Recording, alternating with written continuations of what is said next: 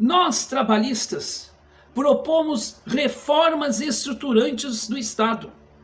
Assim foi com João Goulart e as reformas de base.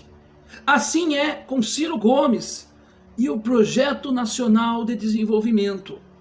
Nós queremos atacar a raiz dos problemas e não ficarmos na espuma da história, como bem disse o nosso mestre Leonel Brizola, ao dizer que Lula e Fernando Henrique representavam a espuma da história, e disse algo que na época fez com que chamassem ele de louco, mas o tempo comprovou que de fato Brizola estava certo ao dizer que o projeto apresentado por Lula e Fernando Henrique Cardoso eram projetos neoliberais. Nós queremos fugir do neoliberalismo, assim como nós queremos fugir da política do ódio. A política do ódio implantada por Bolsonaro e também feita por Lula no seu gabinete do ódio. Ambos têm coisas em comum, como por exemplo, o rentismo ganhando cada vez mais, enquanto os outros setores empacam na nossa economia. E a cultura sim da fake news também é algo plantado dentro do lulopetismo e copiado no bolsonarismo. Alguém vai dizer, é claro, que vai ser tocado o nome do João Santana, porque afinal de contas, o marqueteiro de Ciro é João Santana, o mesmo marqueteiro do período da Dilma. Mas há uma questão importante. Nós temos hoje um profissional de mídia e contratamos os serviços de um profissional excelente. E ele pagou pelos seus erros, e ele reconhece os seus erros lá, ele não se orgulha disso. Então há esse detalhe importante.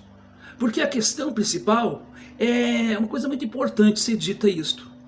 Nós não queremos mais a política do ódio, do nós e eles, dos comunistas versus os patriotas, ou patriotas versus comunistas.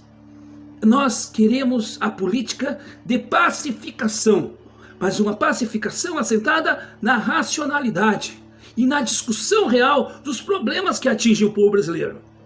E é nesse sentido que nós os diferenciamos, porque nós queremos ser e somos uma terceira via, exatamente porque nós propomos projetos de reestruturação de Estado que não é de ontem, né? Somente é de hoje. Nós propusemos as reformas de base com Jango e propusemos agora o Projeto Nacional de Desenvolvimento com Ciro. Isto é o que nós propomos. Nós queremos botar a bola no centro do gramado e discutir com o povo brasileiro, de fato, uma alternativa real, sem dom sebastianismo, sem fórmula mágica, sem inimigo invisível e, acima de tudo, com a transparência nos atos. Agora, nos acusam de uma série de coisas. Nos acusam que nós fazemos igual a A, B ou C. Mas a grande questão é, qual dos candidatos tem realmente uma proposta com início, meio e fim desde 2018? Qual?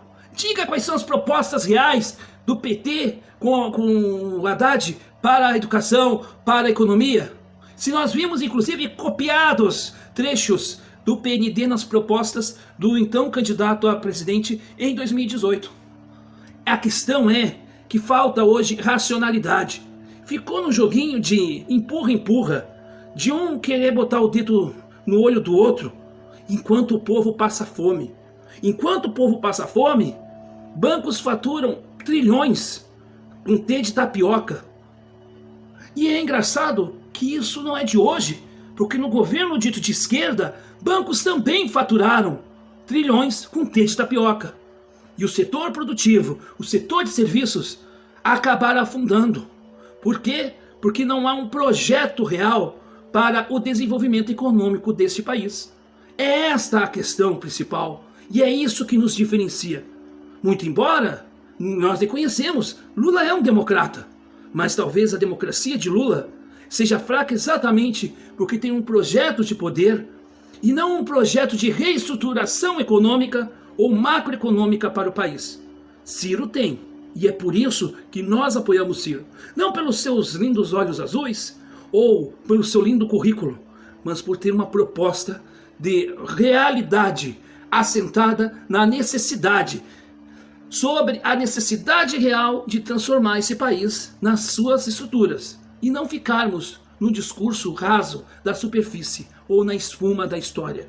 Isso não resolverá os problemas a médio e longo prazo. Tanto é que as transformações ou o fenômeno do crescimento do governo Lula eram transformações temporárias, que não se tornaram lei, que não estiveram na estrutura de Estado e que logo foram desmanchadas ou por Temer ou até mesmo por Bolsonaro. Ou seja, a gente precisa avançar e avançar numa reforma política verdadeira, avançar numa reforma tributária verdadeira, avançar numa reforma educacional verdadeira, avançar numa reforma do Código Penal, verdadeira reforma, onde coíbe as injustiças políticas, sociais, econômicas, e não que fiquemos nos discursos de perfumaria que só servem para o estelionato eleitoral e faz com que o povo brasileiro se anoje cada vez mais do debate político. É isso que eu tenho para dizer.